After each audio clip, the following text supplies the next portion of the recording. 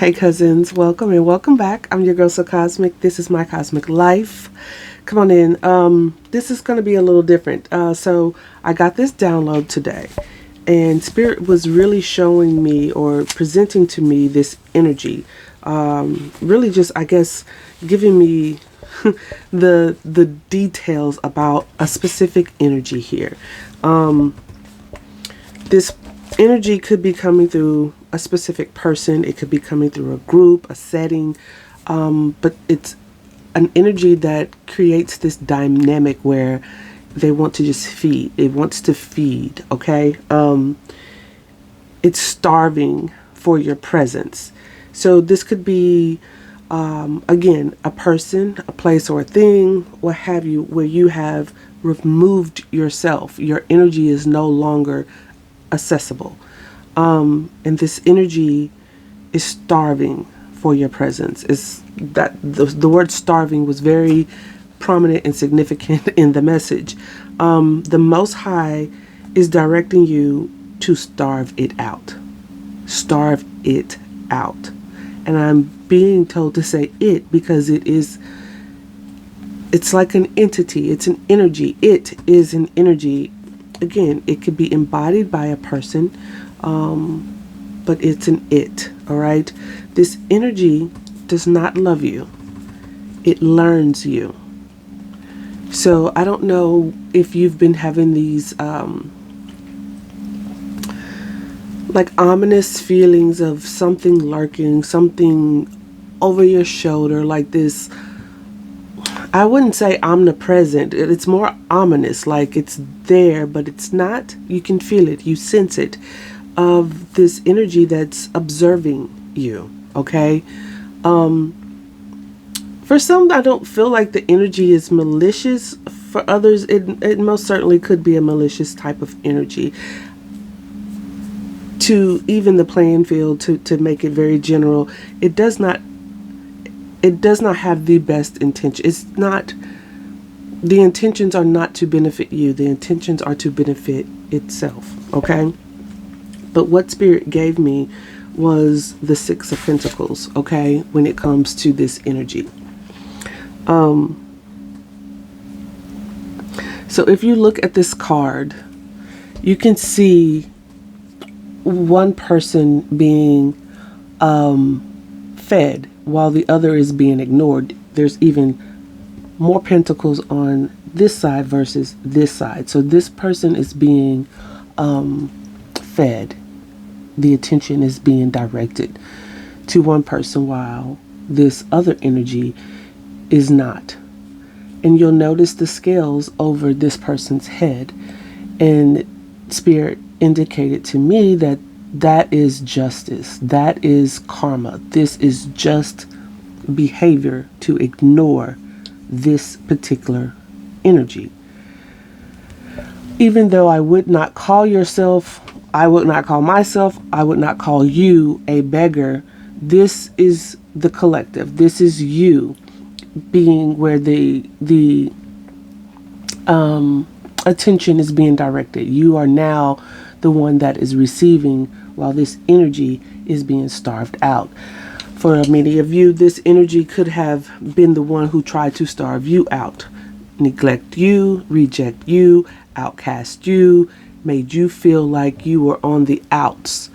That is this energy now, feeling the exact way it intended for you to feel. Okay? The Bible verse that I got from this is, the meek shall inherit the earth.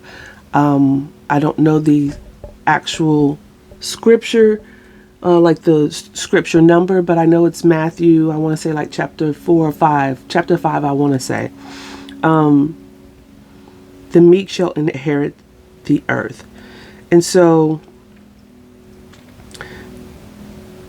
when you think about what meek means, it's like this modest, humble, very not flashy. It's gentle. It's a very self-controlled type of energy.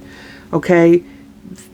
Spirit said that that self-control, when someone is able to be humble, to be meek, to be modest, realizing that they do hold a specific power, or there is something special about them, without having to announce it, to broadcast it, to always have it on display. That is the true power, where this energy that is being starved is one that tries to control through force, through aggression, through dominance. They will be begging for mercy because they will be starved out and feel dominated. They will feel controlled. They will feel out of control. I also got from this specific card, matter of fact, let me pull from the traditional Rider-Waite to see if there is a difference here, because I don't know if this shows up in the actual Rider-Waite, the traditional Rider-Waite card. But give me a second here.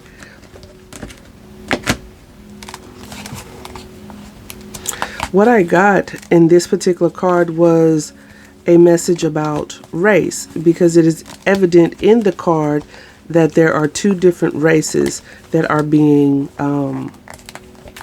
represented in the imagery. Now, it's not that way. Would be a traditional Rider-Waite. This is the card that I was using. So you have, one race and another race. It's not that way, but it could be. I mean, if you look closely enough, this could be someone of like a Middle Eastern descent, where this would be someone of like European descent. Okay, but race plays a part in this, where this energy feeds off of its entitlement. It also feeds off its desire to oppress. Okay. And so that is significant when it comes to starving this particular energy.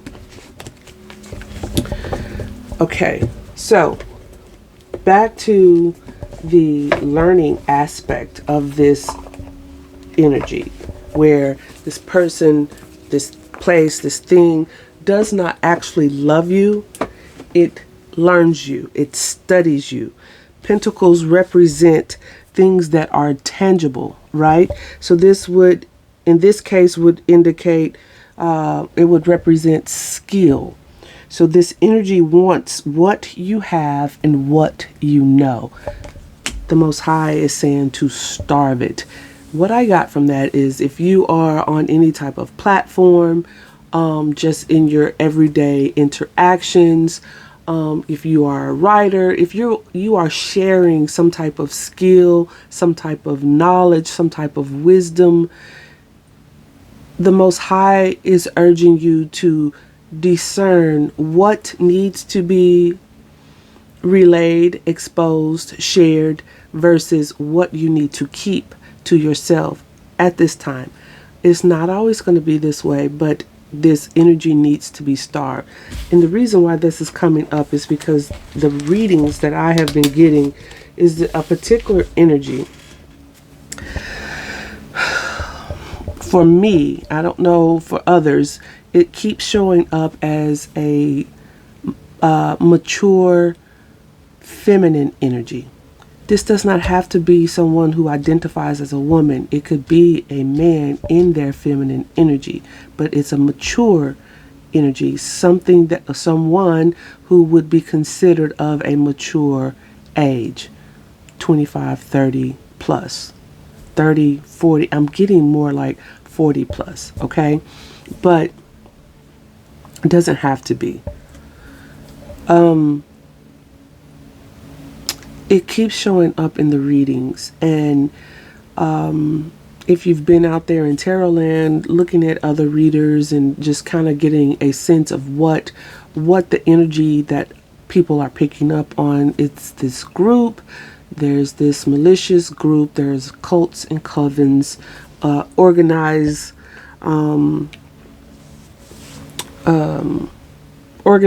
groups that are on the dark side, dibble dabble in dark things, things like that. That energy just keeps showing up. And these people watch.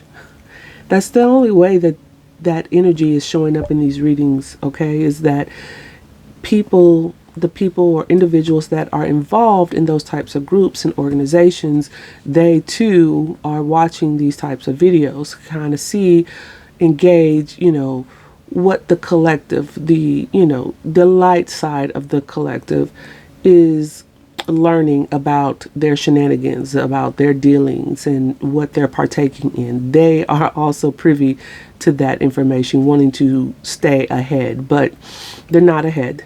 They are starving for information because the Most High is only going to allow, what needs to be revealed. So, yeah, be careful. Be very discerning of what you share at these times, and just really go within and allow the divine to lead and guide you on when to share, what to share, how often to share. So let's pull some cards on what this Six of Pentacles is actually trying to tell us when it comes to starving this energy. Okay. What are the messages here, Holy Divine Spirit? What are you telling us with this Six of Pentacles? What are the messages? We have the Star. We have Nine of Wands, Five of Wands, Temperance. Under the deck, Queen of Pentacles. Aquarian energy, Sagittarian energy. Taurus, Capricorn, Virgo, Taurus, Virgo, Capricorn, also Aries, Leo, Sagittarius. Oh, wow. King of Pentacles with the Queen of Pentacles under the deck with the Hangman, Piscean energy. So this could be a couple, okay, that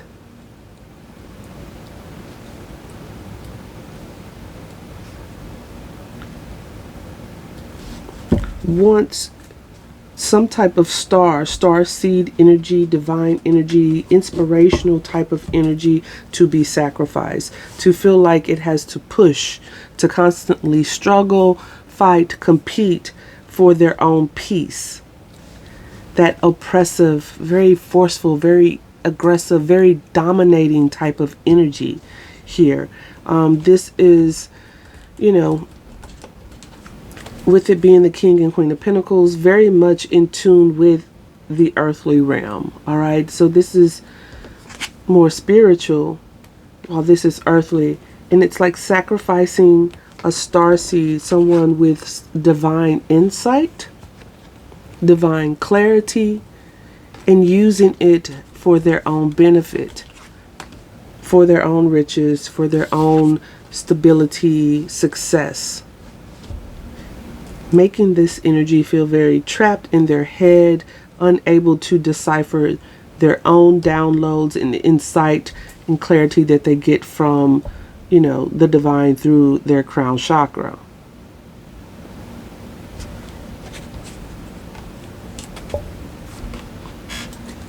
Tell me more about this King and Queen of Pentacles.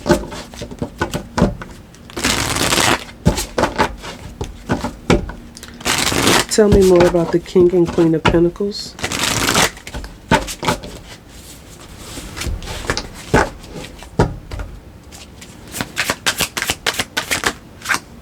We have the Queen of Pentacles. Wow. So the feminine energy, and that's, oh wow. So that King of Pentacles, I said that. Someone, it's like this couple is interchangeable. They shape shift back and forth into being in the feminine energy versus the masculine energy, but I am getting that it is a feminine energy. I am also picking up on a masculine energy that has transitioned into a feminine, so maybe a transgender, okay?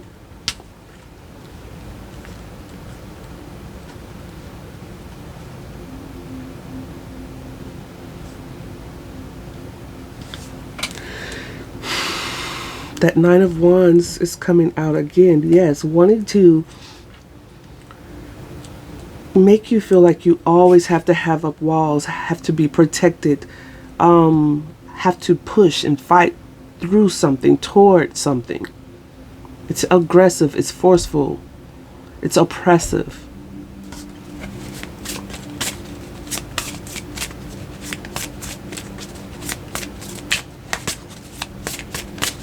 Show me more on this King of Pentacles. The Page of Swords, the Watcher, the Observer, the Learner. Gathering information.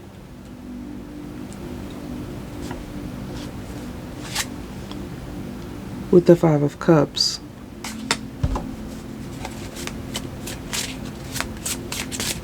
This energy feels very lost and sad without the energy that it is seeking. As you starve it more, it just becomes like it goes away into the sadness.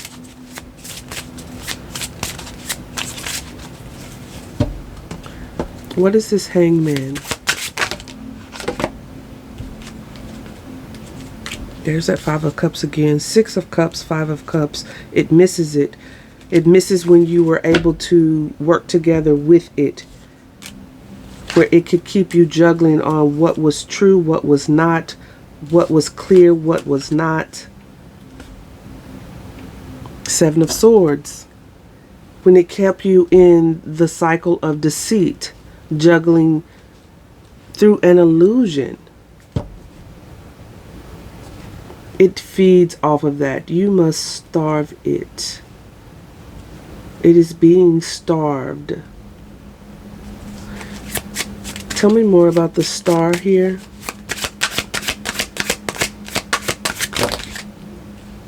Oh, the star. Heavy on the starseed energy. The Magician, a manifester. A divine co-creator. Three of Wands. Yes, it wants to manifest this starseed energy. It's expecting to get something from this starseed energy, and that's why it learns you. It wants to mimic you. It wants to be you. It needs you in order to manifest in this 3D world. The Chariot, Cancer energy. We have Gemini, Virgo energy as well.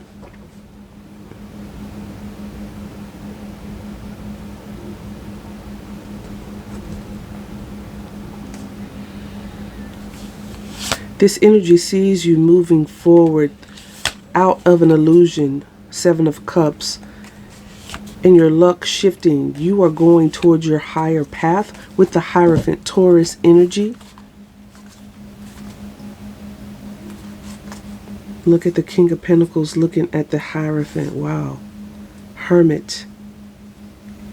Emperor. So many major arcana here.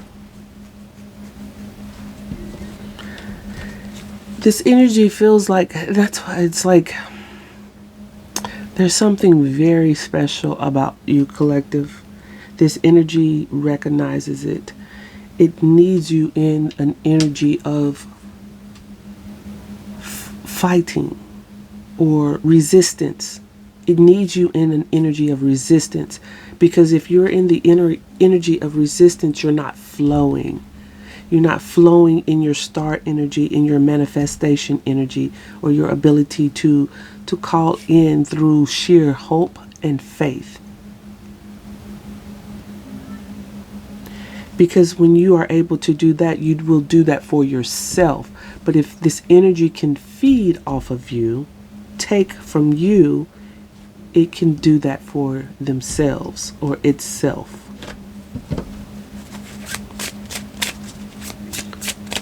What is this Nine of Wands?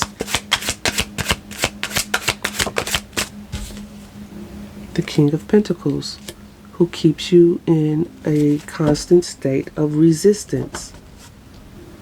Six of Swords, you have to move on to calmer waters. If your nervous system is always locked up, tight, cannot relax, that is a clear sign that something is out of alignment. Something is causing that towards you, whether that's in a job, in a family dynamic, in a relationship, in a friendship, even in your own mind. If your thoughts are causing that in the physical body, then there is something that is out of alignment. Stability is required. Groundedness is required in order to truly manifest from a place of reality, practicality.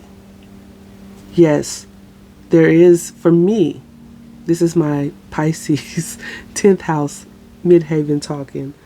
There is a degree of delusion that goes on with magic. It's the imagination. It's the magic nation to me, okay? If I can believe it, I can create it. And it may not be something that is in the actual physical. Think of fantasy like movies, TV shows, those type of genres where there's dragons and wizards and elves and hobbits, things like that. That comes from a place of imagination. And although here in this particular dimension, we do not experience those types of characters or beings, we can create them through imagination, put them in film, put them in books, put them in stories, and bring them to life. That is manifestation. So the delusion is, to me, is an imagination component for manifesting. I don't care how far-fetched it is. You still have to be grounded in your reality, in your practicality, stable in your nervous system to be able to flow in your imagination. And some type of energy here feeds off of that and brings their manifestations into place, keeping you in a constant state of struggle, resistance, inability to relax. Always having to fight, to compete, to decipher drama, put out fires, versus alchemizing the energy around you, within you, to flow harmoniously. Move on to calmer waters. That is the truth, with clarity. What is the Five of Wands? And we'll wrap it up. Five of Wands. The Nine of Wands. I'm telling you, it's all about this fighting. It's all about this fighting, this resistance. We've had the Nine of Wands come out 3 times now. Twice as a clarifier and 1 in the main spread here. The Empress. The Empress is abundant. She does not have to even bust a grape. She sits and she receives. She attracts. She manifests through nurturing herself, her own energy that is fully capable of growing things from absolutely nothing, pure imagination. That is what I have for you, my loves. I do hope it resonates. Please let me know down in the comments, what has this energy been doing in your life? Spirit says to starve it out. It's time to starve that MFer. Die, bitch. Die, bitch. I'll see you next time. Bye.